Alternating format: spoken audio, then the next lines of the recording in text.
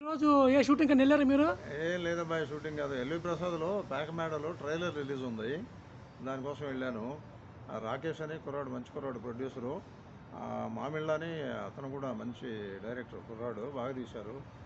ఈ రోజుల్లో మధ్యతరగతి, బిలో మధ్యతరగతి కుటుంబాల్లో పడుతున్నటువంటి ఇబ్బందులు సబ్బందుల గురించి సొసైటీ మీద బాగా తీశారు పిక్చరు.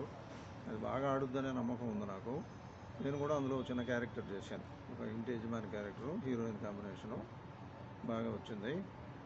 సినిమా బాగా సక్సెస్ అవ్వాలని, ఆడియన్స్ అంతా థియేటర్కి వెళ్ళి టికెట్ కొనుక్కొని చూసి ఆ సినిమాని బాగా సక్సెస్ చేయాలని కోరుకుంటున్నాను. Okay, thank you sir.